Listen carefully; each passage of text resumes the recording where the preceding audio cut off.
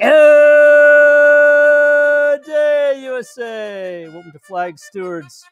Be a stud citizen. Reminders from our flag for Tuesday, January 19th of 2021. Especially speaking to all you pandemic, isolated, and frustrated students out there. Keep your chin up. There's light at the end of the tunnel. Vaccine is coming, and my wife has had both shots already. So where's our flag, the U.S. flag, at half-staff today? Well, it's at a ridiculous number of states. 6 new states with half-staffs: Utah, Minnesota, Vermont, New Mexico, Ohio, and 2 in Florida. Also, there's a national lighting and bell ringing ceremony to honor all of our lost COVID-19 victims at 5:30, as invited to or requested by the President's Inauguration Committee.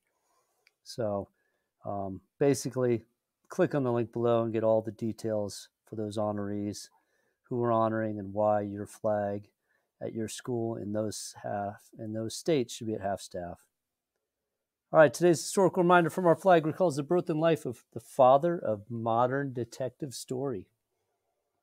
Born on the state January 19th in 1809 in Boston, Massachusetts, was the first well-known American writer to try and earn a living from his writing. Edgar Allan, or just Edgar Poe, later and better known as Edgar Allan Poe. He had quite an odd life himself. He became an orphan, meaning he lost both parents at age 3. He attended a boarding school in England thanks to the funding of his wealthy godfather, John Allan. So now you know how he got the Allan name.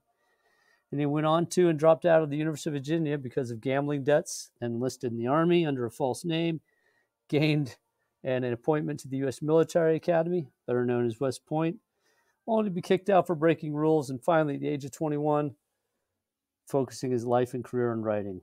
Whew. And during the next 19 years, he wrote poetry, short stories, served as an editor, a literary critic, strangely married his 13-year-old cousin when he was at age 26. I don't know, I'm confused. Developed a bad drinking habit and died of an unknown cause at age 40. His most famous work, The Raven, was a narrative poem first published in 1845. Yeah. Sometimes some of the most amazingly creative folks have some strange alter egos and lives outside of that work they do. And that's an example right there. Edgar Allan Poe. So here we go. A mysterious quote from our flag. Once upon a midnight dreary, while I pondered weak and weary over many quaint and curious volume of forgotten lore, while I nodded, nearly napping, suddenly there came a tapping, as of someone gently rapping at my chamber door. "'Tis some visitor," I muttered, tapping at my chamber door. Only this and nothing more. That's the opening lines of Edgar Allan Poe's short story / narrative poem known as The Raven, which really became his, go-to or most well-known writing. All right, today's fun from our flag. According to the Riddler, we've got a corny riddle about today's honoree, Edgar Allan Poe. What would you shout, a single word warning, at Edgar Allan Poe if you saw him with his head in a book about to walk into a tree?